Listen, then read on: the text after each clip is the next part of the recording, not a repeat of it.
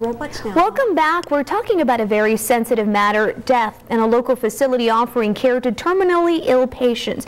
And we're joined today with Elizabeth Shull, an executive director, this morning, as well with Irma Pena, the board president. Good morning, ladies. Good morning. Thank you so much for being here with us this morning, and obviously a very tough subject to deal with, but tell us a little bit about what you do there at the facility. Well, at Sunshine Haven, what we do is we care for terminally ill patients on a 24-hour basis. We provide that palliative care that, most residents require, when they're diagnosed with a terminal illness.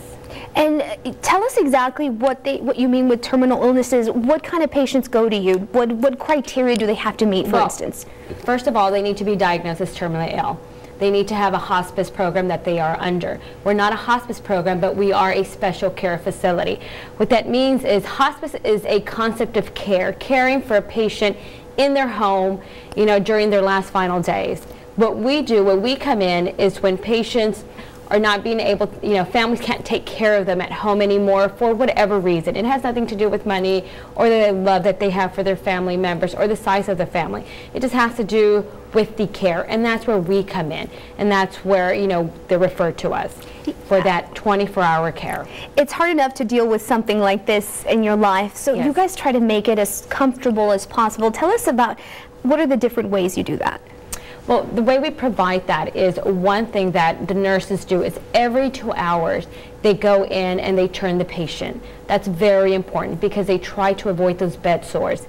And if anyone has had, one of their loved ones that has been terminally ill, and whether they're at home, at a nursing home, at a hospital, wherever they may be, sometimes they do get bed sores. And for us, it's very important we avoid that. So they try to, turn them every 2 hours and do that. They provide the pain medications. When they're at Sunshine Haven, we try to avoid for any patient to be in pain. And so we work very closely together with hospice centers out there to avoid that. And also it has very loving care. At this stage of our life, in the life of this individual, right. There's a lot of care, a lot of loving care from the individuals that work there.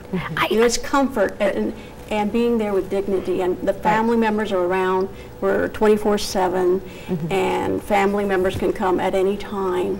It's really important. And one of the messages we'd like to get out there is that, we serve all of Cameron County.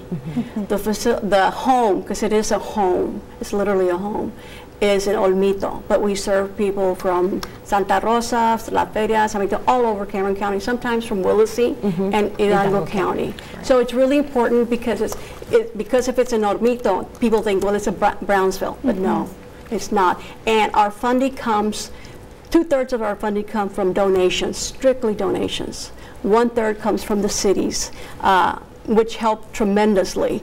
But everything you see in that home, the washer, the dryer, anything you see there, everything has been donated. So the community has been very supportive. We've had very many challenges, but we have overcome them, and we're here, and we have an 8-bed addition. So and we're I appreciate you. Yeah, we're going to be here. Definitely. No, and we're going to talk about that edition, the Angel Wings edition, in our second hour, because we're going to keep you ladies around a lot more to get to. So don't go anywhere. We're going to be right back.